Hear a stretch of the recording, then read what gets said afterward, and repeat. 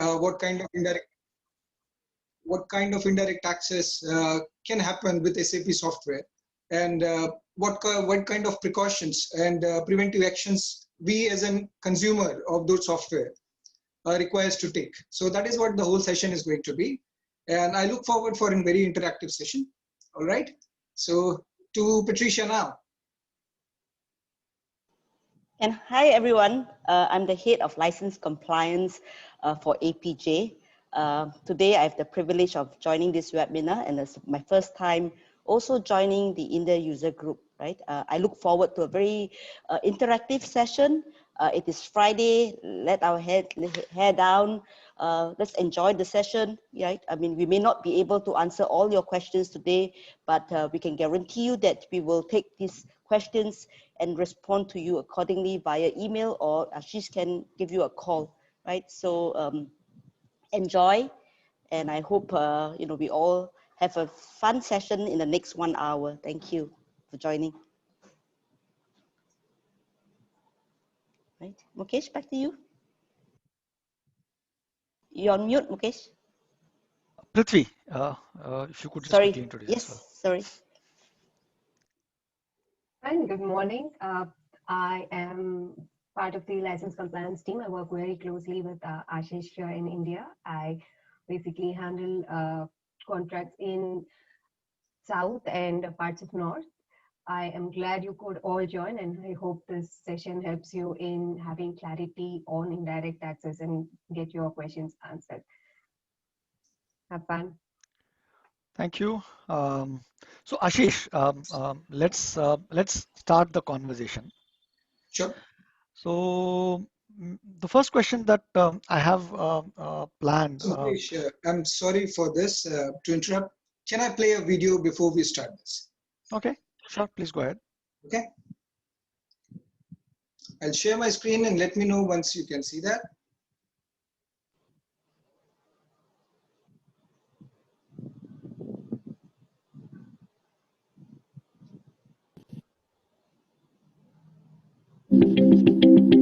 Remember when it was just your employees accessing your core mission-critical SAP systems, each with their unique user license? Ah, the simple times.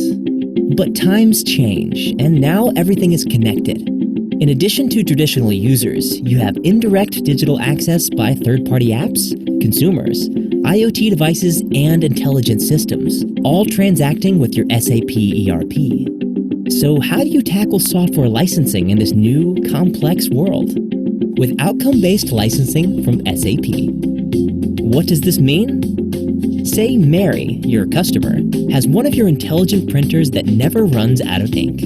The printer has a sensor that monitors ink levels and orders a new cartridge before the old one runs out. In the background, your digital core receives the order from the printer, updates the inventory, enables shipment, and posts financial transactions, enabling you to generate more revenue faster while keeping your customers happy.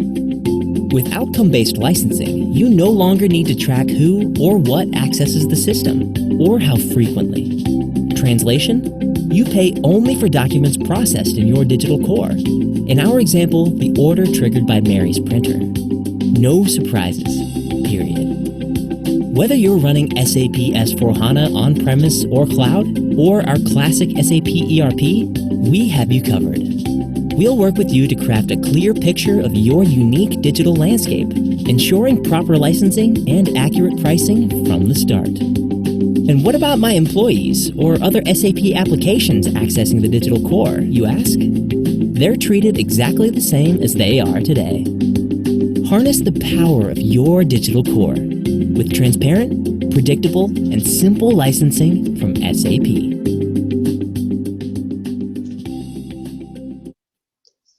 There you go. Thank you so much. Thanks, Ashish. I think the first questions have already started trickling in, so let's start with them. So we'll come back to the questions that I had prepared a little later. It is also is part of the questions that I had prepared.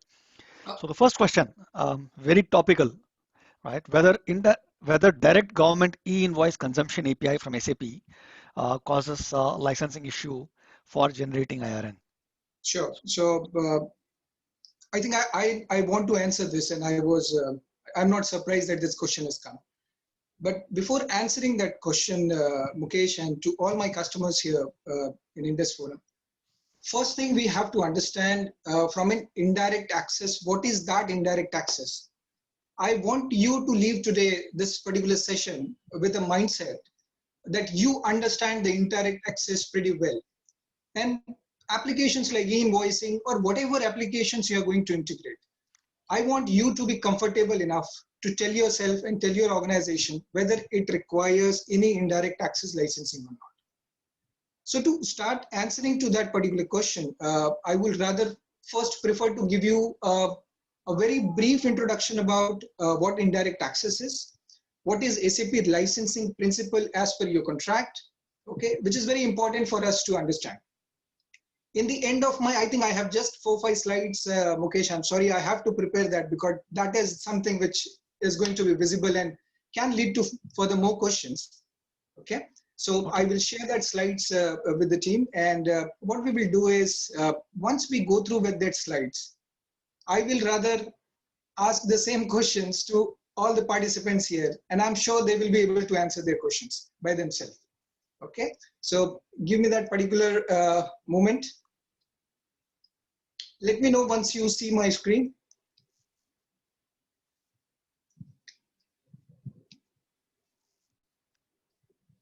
Is my screen visible, Mukesh? No. Okay.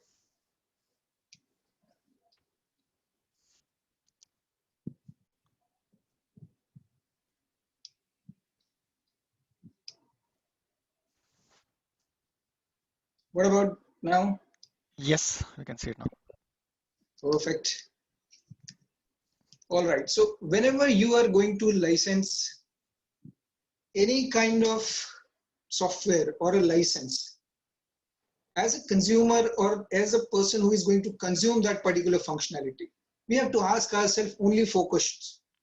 Only 4 questions will answer whether it has any kind of license implications and what kind of licenses we require to remain in compliance with the supplier contract.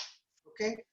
First question is what product, in terms of whether we want anything from a CRM perspective, whether we want anything from an HR perspective, whether we want to have an e-invoicing, which is a government required function. So that is a product and the functionality we have already identified. Next question is for what?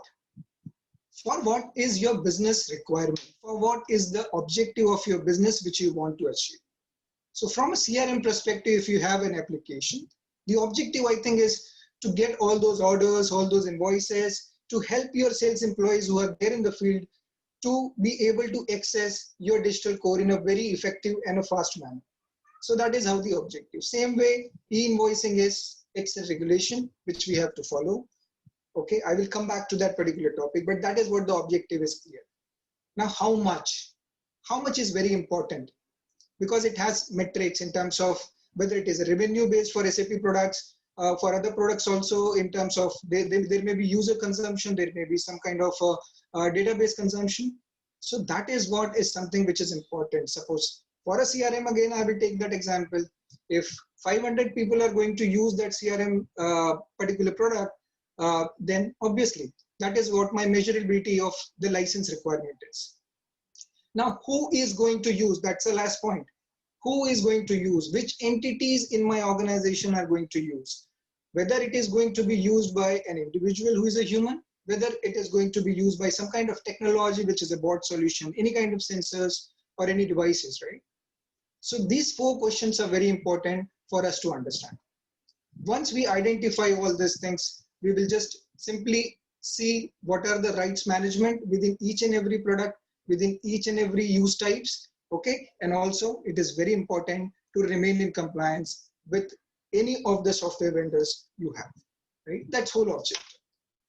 From a contractual perspective, SAP has defined the use clause in all the contracts since I think almost 50 years we have been selling SAP products. This definition exists, right? Which says it activates the processing capability of the software, loading, displaying information resulting from such as execute, access, or employ the software or its capability. any of this function, if happens, okay, will lead to an indirect usage or a usage to a software.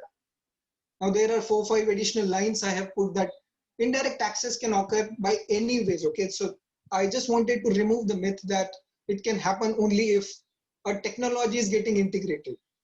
No, even if a human who is not logging directly into the system, but somehow the other way is getting benefited out of the processing capability of the software, that also constitute as a use of the software. Okay. It can be anything, right? It can be IoT devices, it can be human, as I mentioned, it can be your homegrown product as well, which you have been using for so long. Okay, that can also have an indirect use or a digital use to the software. 3 simple types we will talk in all the questions. What we will take now after this particular couple of more slides will revolve around this particular slide. 3 types of access we have to understand. One is the direct human access, where this side of the corner of the slide is blue and green, which is SAP landscape. The other side is the non-SAP landscape. All the direct access is nothing but I have a username and a password. I sit in a system, log in, make the necessary business transactions and log out. That is the direct human access. In technical world, we call it as a dialogue user, right? All my colleague of basis will understand that dialogue user. Then you have something called SAP application access.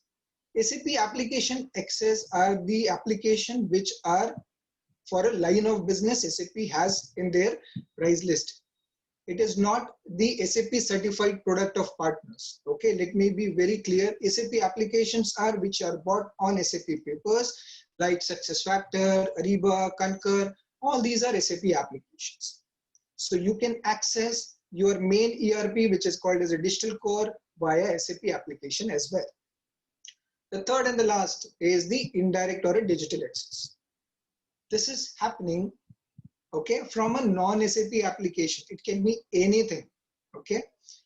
So this is a third type of access. In all the circumstances, licenses are required.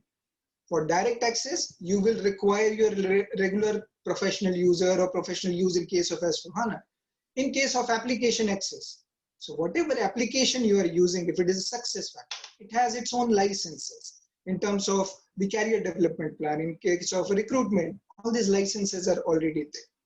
For indirect and digital access, there are ways to license. In 2018, SAP has launched a new pricing called digital access licensing. That is another way of licensing.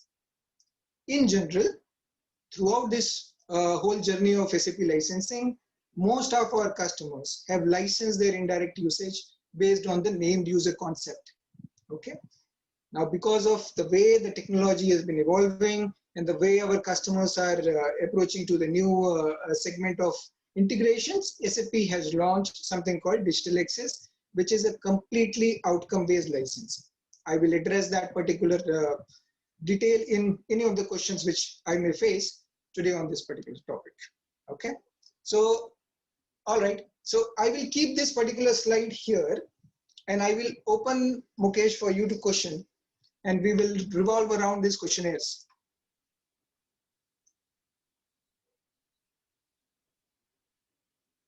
So the first question, as I said, very topical, right? So with the e-invoicing and with the TCS regime going on, so the question was whether a solution that I use or a way I use in order to create or deploy my e-invoicing using a third-party service provider, will that constitute an indirect access? Okay. So let's understand it from a process perspective first. E-invoicing is a government mandate for each and every customer who falls under that particular limit. Now it says from a process that the e-invoicing is called when the invoices are being created in an ERP system, irrespective of whether it is SAP or any ERP system a consumer or a customer is using. A named user, and now I'll talk about only SAP at this point of time. A named user is going to create an invoice in SAP system. That invoice has to be transferred to IRP, which is the portal of customer government. Okay. Now mechanism can be anything, right? You can have your BAPI connection, you can have your RFC, you can have your government API. anyways, okay, you can connect. Once that particular invoice are posted into IRP, the government portal will generate an IRN number, which is a unique number for each and every invoice. That information, along with few additional fields like digital signature and the barcode, other things, these are going to get generated and come from that IRP portal again back to the customer. Whatever mechanism it can be, API, anything, right? Now that is going to update the existing invoice.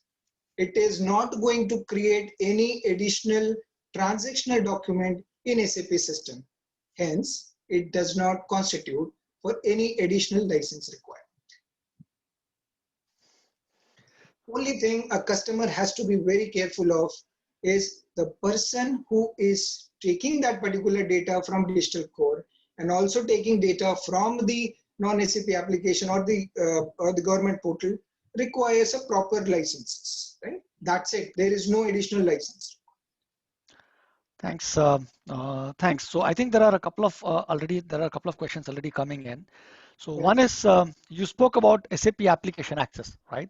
Yeah. So Pratul Chandra is asking, is open text, which is licensed on SAP paper, covered under the SAP application access? If it is on SAP paper, yes. Okay, definitely. Okay, thank you. So Amit is asking, will SAP direct or indirect licensing trigger based on the third-party application, based on the integration mechanism like API or FTP, or will it trigger in case of any integration mechanism? Okay, so trigger in the sense for SAP or for themselves?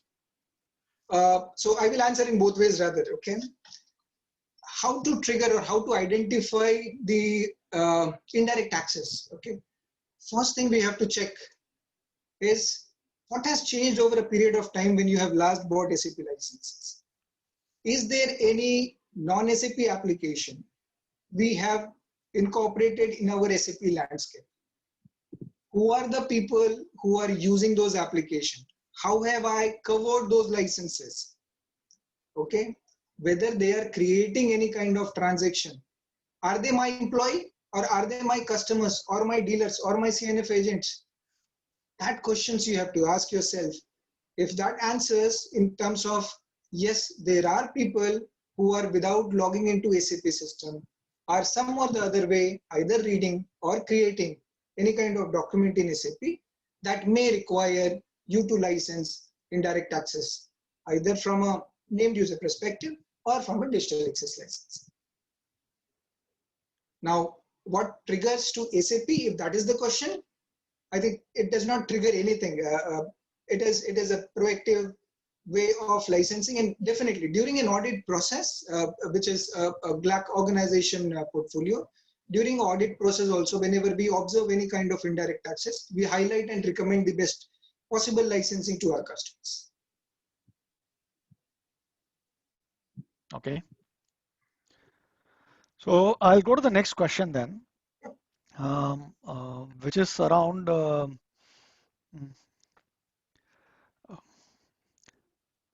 which is from Kamlesh. So he says production signal comes from IoT to SAP.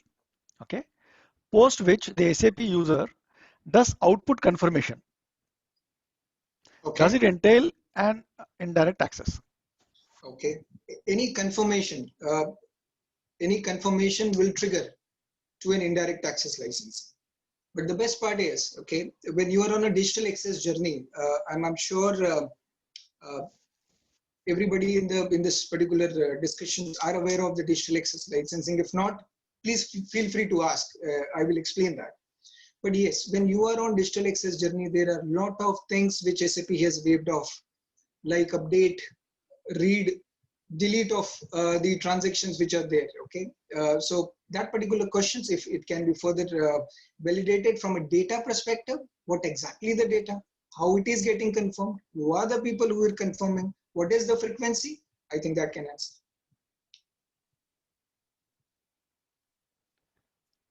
Okay. So Homen asks, is this licensing? When I say, I think when what he means by is this, he means the SAP application access. Yeah. Is this licensing applicable to SAP BW? SAP BW, okay, that's a great question. So BW, why we use it's just analytical, right? We will use extraction of BW to any non-SAP analytical tool. From an analytical purpose, whenever you export a BW data to a non-SAP analytical tools, that requires a open hub licensing. Okay, that's an additional line item in SAP. Okay, if you want a further definition to it, but yes, there is a requirement when you extract data from BW to a non-SAP application. This will require open hub license. Okay, so now there is a question which is pretty standard and from Ganesh. Can I create a report in non-SAP software like .NET accessing SAP database?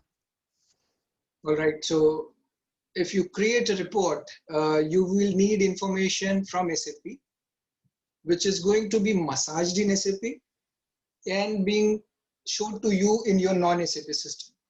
So the time you create that query in a non-SAP system, which eventually has to go to SAP to generate the required report based on the data massaging from various fields, and then only supply, the person who is writing that particular query requires an SAP end user. And what about the person who is going to access the report? All right, so you're talking about I have extracted and then I have supplied it to somebody else. Yeah. Okay, so once the data is extracted in a maybe batch mode or a scheduled job, and there is no update coming from the person who is consuming, no additional license required. So as long as the person who is generating the report has access, has proper licensing, that should be enough is what you are saying, right? Yeah. Yeah. Okay. If you want, I can give you an example. Suppose I'm sitting on my sales register. Mukesh as a user asked me, I want to see the North register. I created the query. I took that report, which has come into an Excel via an email I have supplied to Mukesh. So here I required a named user. Mukesh does not require any named users. Okay, thank you. So there is a question around digital or indirect licenses. Is it computed on what basis? Number of documents processed, or number of users, or number of APIs implemented? Please elaborate. I know you touched upon this a little while earlier, but I think this is something that everyone needs to understand really well.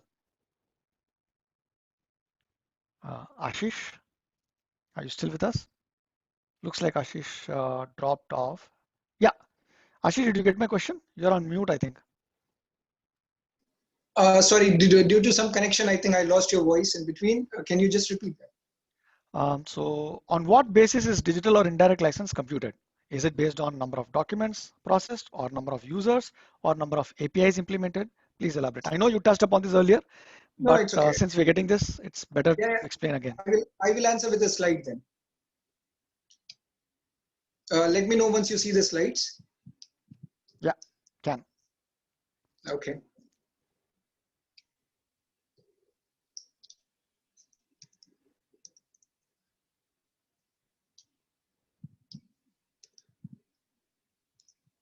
All right. Hope you can see the screen which has use of ERP and type of access. Yeah. Okay. These are the three type of access we just discussed about. One is the direct, second is the application, third is your indirect access. Now the way you can license is either ways. Okay. Either by named user, if you think about the indirect portion of it, or a document-based licensing. There is no hybrid model allowed within the landscape of SAP. And that has various reasons, because of the transparency, because of the measurement you want to do. Okay, we want to be very clear to our customers and transparent that all indirect access are covered by a single metrics, either by a user or by the documents. And also there is a list of the type of documents in digital access, which tells whenever these documents are getting created from an interface to SAP Digital Core, then it will require a document-based licensing. But if the people who are creating is already a named user, then you don't have to worry. So Mukesh, there is a you're on the- question which is very relevant now with the Mhm. growing use of WhatsApp. So there is a question which says if we integrate WhatsApp API to send invoice PDF or account statement or open order details to customers from SAP, from within SAP, how will that be considered? Will that require any additional licenses? So you are extracting it from SAP and then sending it to your relevant vendor, supplier. That is what the question is, the PDFs? I think so because I do not know how WhatsApp APIs work, but I'm sure that WhatsApp provides an API through which you can actually publish data to respective vendors or Sure. customers. So I would prefer to have the complete architecture, okay, so that I can suggest the right licensing at this Nilay, if you want to expand your question to kind of share more information about how you extract this invoice as a PDF, then please feel free to do so on the same question, and we'll come back to it. So there is a question around BOBI. So if we connect BOBI 4.2 directly to HANA database, does it require any additional license?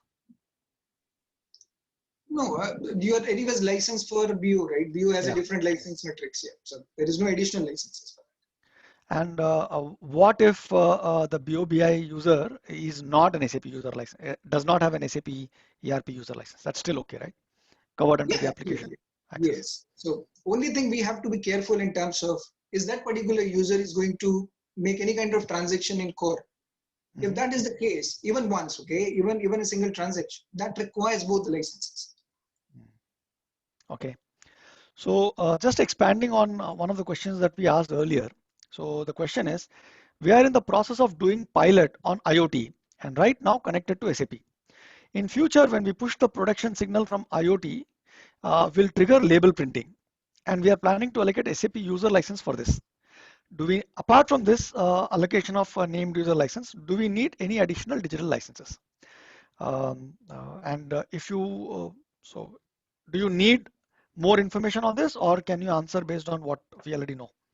No, no, I think the answer is within the question. If it is already assigned as a named user, there is no additional licensing requirement from an indirect access perspective. Okay. Okay. Thank you. Only thing is always when you are running a kind of a project which has a bot or a sensor or any kind of RPA devices which is going to connect to SAP in some or the other way. My recommendation is always come back to SAP, give us the complete architecture, okay, so that we can decide, and the recommendation can also go from SAP that whether it requires a licensing. See, when we talk, if it's a very straightforward question, but architecture, if you see from a technical perspective, it requires a lot of integrations and the data point. In nutshell, the answer is if it is a named user, no additional licenses. But the named user should be appropriate. What kind of user it requires, that is important. Yeah, okay. Thank you. So there is a question around functionality of the SAP software itself. Just like as a customer can decide whether or not to allow multiple logon, is there a way for SAP applications or for the SAP IT team to stop any integration or any way for non-SAP licensed users to access SAP data, which is to completely stop any digital or indirect access from within the SAP software itself? Yeah, so I think it is to do with your internal governance perspective. First is why we want that integration to happen. There could be two reasons, right? Either the particular software which you are using does not cover the whole functionality from a requirement perspective, or there are something more which we want to do, maybe for whatever reasons, right? If you don't want to integrate, I think there is no integration point at all. But SAP is it's a platform, it's a software which allows you to use the world the way you want. It does not restrict you. Only thing what it says is everything requires. So I give you a field to play. I give you a conventional center. You want to conduct a marriage, you want to conduct a seminar, you want to conduct an exhibition. Everything exhibitor will also have to be paid. The caterer has to be paid. So SAP is just giving you that particular field. Whatever you want to do, you can do, but license it appropriately. Okay. So there's a question around, there's also a pretty common usage or pretty common question across all these sessions. Let's assume there is an SAP user which means he has a proper license. He logs Okay. into SAP, creates a sales order through a custom program, okay, developed, which reads data from an existing Excel file. Okay. Will it be considered as indirect access, and why? Can you repeat the question once again? Sorry, Mukesh. So there is a properly licensed SAP user. He logs into an SAP system using his Okay. credentials, and he Okay. creates a sales order through a custom program. Okay, and the custom program, what it does is it reads data from a Excel sheet and creates sales orders All right. based on the data Okay. from the Excel sheet. Does it require All right. any indirect access? Okay. Good point. Good point. I think it's a good question. So basically, see, take an example. I am Ashish. I am a professional user. Okay. I have an authority professional user. I am being provided with thousands of sales orders in an Excel, and I am uploading that, which eventually creates sales order in system. It is not digital access relevant because system will show you it is created by a dialog user. But from a understanding perspective, okay, SAP will always see whether the person who is uploading is just uploading to safeguard on the licenses, or he is the person who is the originator of the data. Otherwise, a company can run on a single licenses and do all the transactions, right? That becomes a privacy issue as well. That becomes an IP issue as well. So from a licensing perspective, always remember to understand who is the originator of that particular data. If the originator of the data is a field guy who takes the order, collect it, because writing an order in a non-SAP application also requires some data from SAP, which will be supplied. So every time we have to understand who is the originator of the data. If somebody is doing on his behalf for his own business, suppose I don't want to get into a GUI of SAP and login. I normally type everything in my Excel sheet. At the end of the day, I upload that. Fantastic, no license requirement. If you are doing on behalf of somebody else, then you have to be careful in terms of who are the people who are originator of this data. Okay, so there is another question which is also an interesting question. Yep. If we send our master data to a third-party application via FTP on a periodic basis, Okay. for whatever reasons, does this need digital license? Okay. So for any kind of master data or any kind of data which is extracted from SAP, okay, then you don't need any additional licenses. If it is extraction from the digital core, forget about master data. Yes, you're right. Your question, to answer your question in a very simple way, is yes, there is no additional license required. But for other customers also, I want to make it clear that whenever you are extracting a data, okay, the extraction person requires a named user. It should not be a real-time extraction of the data. The earlier example which I gave with Mukesh and me in picture, it is the same way it will happen. Okay, so there's another question which is getting more and more common in terms of business process. So if you use a third-party barcode application to update Okay. finished goods inventory in digital core, Okay. would this require a digital access license? Okay. All right. So there's a barcode system in SAP as well, right? It's a separate line item. There are two ways to look at it. One, a customer already licensed for digital access, a customer who does not have a digital access in their SAP landscape. In the first case, when the customer has digital access, any kind of bundle if they have, any update to existing invoicing is not counted at all. You don't require any additional licenses for those updates. A customer on a legacy model requires a user for that barcode, the person who is taking that particular barcode, okay, and then sending that information. So update is only waived off when you are on a digital access journey. Okay. So there is another question which is always a point of contention that we've had. Yeah. So, how does SAP define synchronous and asynchronous interfaces, and what is its impact on licensing? Okay, it does not matter. It's just a myth, and let me be very clear on this. Whatever way it will come, it is an indirect access. Okay, only thing you have to understand is, do you have any licenses in your landscape already which can be fit in for that particular access? Okay, so it is not something that SAP is trying to sell you digital access. When you evaluate the overall architecture of your SAP and the non-SAP, there is something which we have to look for is an optimization of your own licenses. Okay, so that does not require any I think that is something which we have to be very careful of, that there could be some licenses which we can optimize to use those. Okay, so there was a, while doing the registration for this session itself, we had asked a few questions. Sure. We had given the option for people to ask questions, right? So one of the questions which is pretty relevant to what you just said is around, you know, how can customers actually optimize their entire licensing cost, both in terms of what they want to do as well as overall spend that they do right now. Because of COVID, everyone is looking at optimization, right? Absolutely, absolutely. No, I think that has always been on the cards with the SAP executive boards, and the very interesting and a very important point they have brought up is a license advisory sessions for all our customers, right? And it happens from the compliance office itself, who runs the regular audit and compliance. I'm very happy to announce that we have almost completed 120 plus license advisory sessions in last 9 months.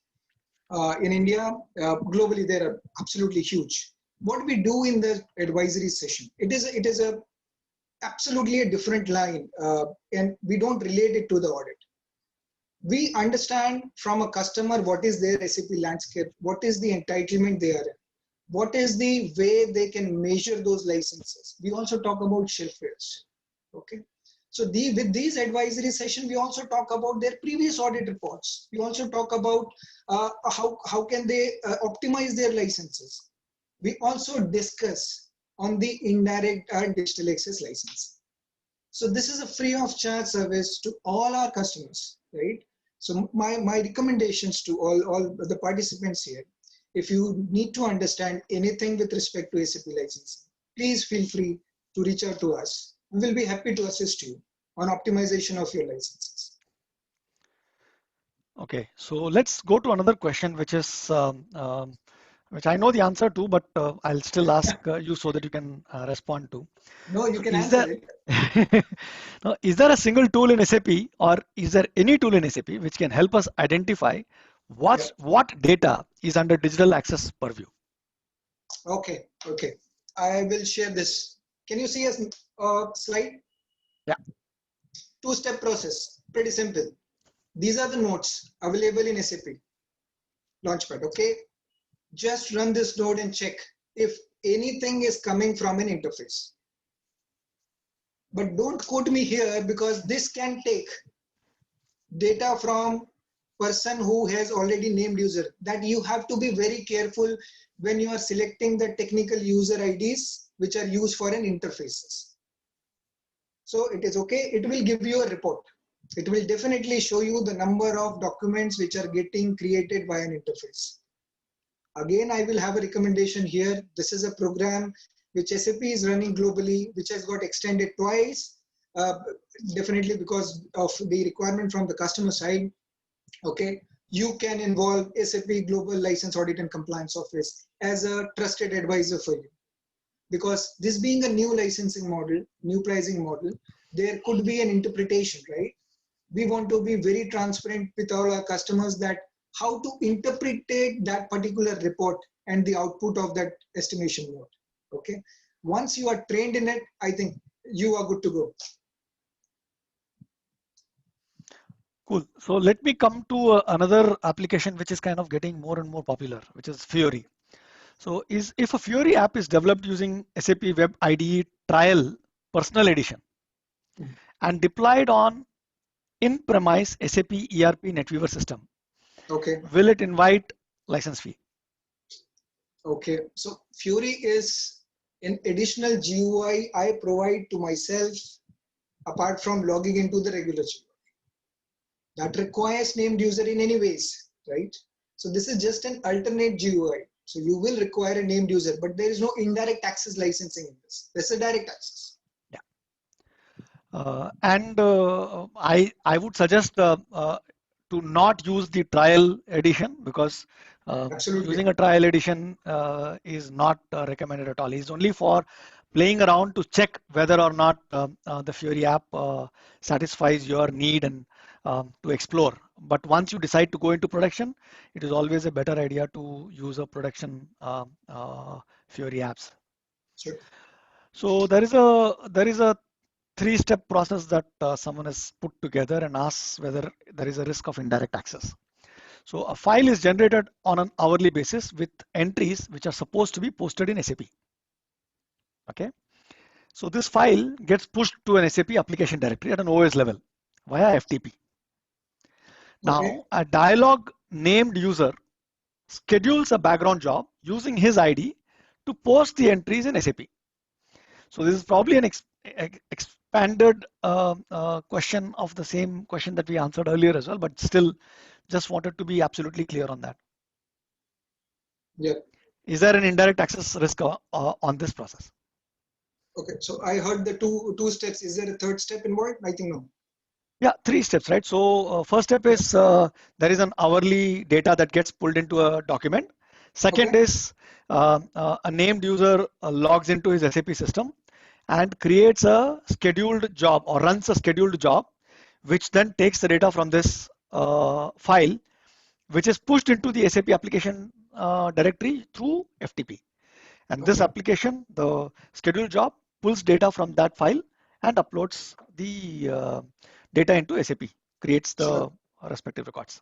Yeah. So if the named user is taking it from FTP and uploading it to the digital core, it is not digital access relevant.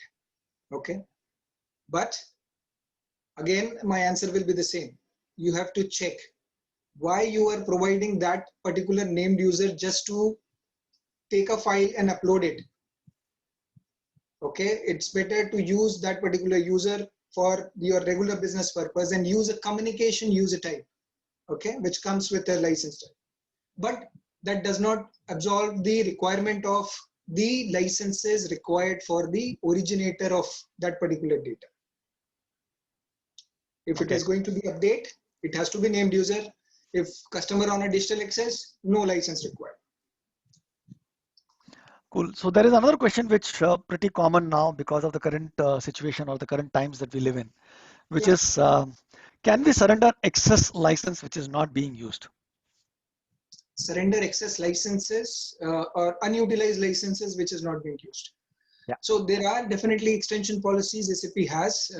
If you want to go with digital access licensing, you can surrender, okay, or take a credit of the licenses which you have procured for indirect access earlier. It can be named user, it can be platform user, it can be your gateway users, okay, or any other engines like SSOE and other stuff.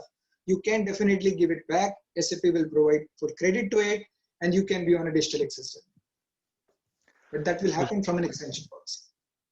And just to be clear, Ashish, partial return of licenses is covered in that as part of that program. So assuming that I have 100 licenses and Okay. I'm using 80, I only want to Okay. return 20. Is that also Okay. covered as part of that? So that means customer wants to use it in a hybrid model, which is not allowed. For any indirect access, it can be either on digital access or on named user. So Ashish, there is no indirect access in the question. So I'm assuming that I'm having 100 ERP licenses. I only have 80 employees right now working on it. So I only need 80 licenses. I have 20 excess licenses which I'm not using. Can I return those 20 licenses and take credit? You just have to check the extension policy on-prem and the cloud. There are certain functionality or rather the facilities available for all our customers. You can reach out to your sales team and see if those products or the application users can have the extension policy. Because my understanding, again, just to be clear, my understanding is that they cannot have partial return. So if they return, they have to return the entire 100. Yeah. There are some rules and regulation, definitely. Okay. So, Okay. but Depends upon the there is a contract and possibility. the terms we have. Yeah. Okay, so then for that you need to talk to your account manager and see if any of those extension policies can serve you. There is a question around test license. So what is a test license? Where can we use it? So what is that test license? I also want to understand. Test and demo licenses, I think there are. So in production environment, you cannot use any such kind of licenses. Yeah. So there is another question around M&A, right? So there is another question that pops up all the time. In case of M&A, do we have to buy separate licenses for the acquired entity, or can we allocate licenses that we have already procured and we have excess? Oh, absolutely. I think whenever you do an M&A, SAP from SAP perspective, we do check, okay, whether the acquisition or the addition of the affiliate is of SAP customer only. Suppose I am adding an affiliate which is an SAP customer, we have to just check what kind of functionality the other affiliate is going to use. But if the affiliate which you are going to add is non-SAP user or non-SAP in non-SAP contract, then obviously when they are coming into my business, there could be a requirement of an additional users, right? We have to ensure just that I have sufficient unutilized license in my landscape, which I can deploy. And what is the process typically if someone wants to or has acquired a company, which is both either an SAP customer or a non-SAP customer, what do they need to do? First and foremost, documentation.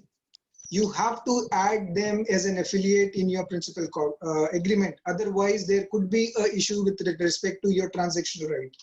Okay, so always document, get connected to your AEs, okay, and ask them to document it. It might or it might not have any commercial implication, and also check the usage level. Okay, from both perspective, the one you are acquiring and the one you already have. If you have excess usage users, you can allocate. Okay, cool. There is a question around accessing ECC using RFC. So suppose we are accessing a SAP ECC RFC module using an RFC user through a Java application. We are only doing a read-only operation. Does this constitute indirect access? Yes, absolutely. I'll go back to this. Display of information. It's going to be real time. But when you are on a digital access journey, this is waived off. You don't require any additional access. Okay. So similar question, but slightly different. If a named user wants to create a transaction or display from other application interface, for example, a leave request, from a non-SAP GUI or a chatbot, is it qualify for any indirect license? It is an indirect access, but you have already licensed him as a named user, so no additional requirement. Okay. So there is another thing that keeps popping up now with the popularity of chat bots, right? IRPA and bots. So if a customer is using a third-party IRPA tool and deploys a bot, what kind of licenses does it require if the bot is actually creating any entries into the SAP system? Okay, digital access is the answer. And what if someone doesn't want to use a digital access? Because you said you cannot have both, right? Hybrid. Yeah. So that has to be evaluated by the customer. There are two ways to license it, either by a named user or by a digital access. Okay. The ROI, they have to compare whether it is beneficial for them to remain in the named user model, or they can also think about moving into a document access model. So those kind of comparison, I think I spoke about the advisory services which GLAC offers. That will help them to get a recommendation from SAP itself. So that we will understand the whole architecture, what kind of documents are creating. It will be compared with terms of if you can be in user or you have to move into digital access. The choice is always with customer. Cool. So another pretty common scenario, which is a third-party reporting tool, like for example, Tableau. If it fetches data from SAP, ERP or BW, does this require a digital access license? So it will fetch data from BW only, logically and technically. That's how the architecture I have seen. Yes, that will require to be licensed appropriately. And when you say appropriately, does it mean in digital access license, or does it require a professional? So what would potentially be the ways to license it? So it has to be evaluated. It can be named user for Tableau, what kind of information and what is the frequency. OpenHub can be one additional thing which can be evaluated. Okay, thank you. Similar question, if there is a mass extraction of data done from the database, okay, SAP database to be precise, it could be an Oracle database, runtime database, or a HANA database for reporting or analytics in third-party application. Does it attract indirect license? No additional license till the person who is extracting that is a named user. Licensed. And there is no update coming back to digital core. Okay. No additional license. Okay. So there is a question which is also pretty common scenario. Customers generally buy licenses at different intervals for which they are separate EULAs, right? Contract number, etc. Can such multiple contracts be clubbed into a new single-use contract for ease of management of agreements? Absolutely, that's a very valid point. And to answer to that, we have only one EULA. Every customer sign one EULA. That is the main principal agreement. Rest are all appendices, order forms. But you have multiple contracts, okay? You can reach out to your AE. It should be merged definitely and can be taken care of, because it helps SAP also from an audit perspective in transparency. You will have multiple instances, okay? That can be incorporated, and you can have a club reporting of all those things. That is possible. Please reach out to your AEs for the contract merger. Cool. So we spoke about M&A. Now there is a question around demerging. So what is the process if a company is in the process of demerging and both the companies wants to use SAP? All right. Again, the documentation is important. The arrangement between the licenses and the liability and responsibility, who will own what, is required to be completely articulated and signed off with SAP. And if the company you are demerging, if they also want to use SAP, they will have to sign a separate SAP contract. Okay. So there is a question around master data. So if master data is created in SAP via a third-party tool, right?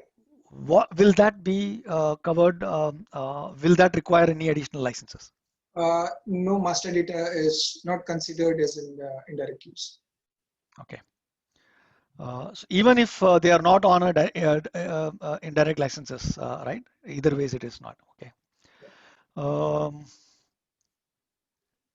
Okay. So there is another question. Data uploaded from a third-party system through PI in a Z table. Then directly the reports are generated using the Z programs. Okay. So will that also be under digital access? So you are using a PI mode to fetch data from a non-SAP application, and then sending it to SAP. SAP application, but a custom table, but it is still a SAP application. Yeah, Z table is still a digital core. Yeah. So it will constitute licenses. It will require. Because PI is just a pipe. Yeah. Let me use some example. I think that makes more life easy. So I have a charger, right? I have to charge my phone. Okay, this is my ERP. I am connecting the PI or the PO or whatever integration methodology. Okay, this I have to use a electric socket. I can't do it. Okay, I need this. I need this to connect, and then only my ERP will work. So that means PI just works as a data transmission between one system to another system. It can be SAP to SAP, it can be SAP to non-SAP, correct? So even if you are using PI-PO for an integration, you will still require to license named user for your interface. Okay. So there is a question around, again, reporting business objects platform. So let's assume that there is a access of data of the business objects tool through a bot. Okay. So a third-party bot. Okay. So will that require, or will that constitute an additional license? Yes, it requires. It can be licensed as the Okay. And there is a question around shop floor. So if someone has a shop floor user license, that are created in SAP as Shift User 1, Shift User 2, Shift User 3. Different people use this license to update the ERP. Different people would naturally be using these users in respective shifts, Sure. right? It is not one person that is using, but is as shifts, right? Correct. Is this in license violation? Okay. Forget about violation. Is it? It is an issue with your own internal governance of your transaction and software. Because if somebody makes a mistake in your system, you will not be able to know who has made the mistake. That is why in the contract, if you read the named user, okay, it has to be assigned to an individual. When you are working in a shift, it is recommended, and also from an audit perspective, it is important that each and every person who is logging into the system, making a transaction, requires their own licenses. So my recommendation is do not have any generic ID in your system, like a shop floor 1, shop floor 2. Have a supervisor name appropriately assigned to that user type. Okay. So from the PI example that you shared, right? If it creates or updates any SAP data, is named license needed or is it digital access? Okay. So if you are not on digital access, updates requires named users. Named users. But if you are on digital access, updates will not be counted for digital access license. Okay. So so that is the Diwali bonus, right? So when you are, so if you buy digital access, you get some additional things, right? We want all our customers to understand this because the technology we are in today, we are going to integrate a lot of things with our backbone, which is SAP. Okay. The digital access licensing policy is after consideration with all the user groups globe. This licensing model was evolved. And this has been taken in a very, very positive manner because you don't have to worry about how many number of users of my non-SAP system it is going to use. I'm just concentrating on what are the documents it is coming. And these are the 9 documents which you can see in your screen are counted. Otherwise, nothing else gets counted. Cool. So in the interest of time, maybe I'll only ask 2 more questions, Ashish, before we kind of conclude. So another question which is pretty common across all conversations is around banks, right? So is bank payment receipts through a bank API integration falls under indirect use. API will get payment information from bank periodically and update SAP customer ledger to update outstanding amount in ledger. So does that constitute indirect access? Absolutely. So forget about bank. SAP sees it from a technical perspective, what data is coming inside SAP. If it is creating a financial transaction, it will definitely constitute and require to be licensed on a digital basis, digital access basis. Now, if you see that particular right, again, it is there, financial documents, it is going to create the financial document. That's why SAP has chosen to give that benefit to customer because these bank transactions are huge. And we have decided that we will only count it at a 0.2 factor. So suppose you are consuming or you are having a bank transaction of 1 lakh document in a year, SAP is going to charge you only for 20,000 documents. That is 0.2 factors. So that consideration has been taken care pretty well by giving a 0.5 factor there.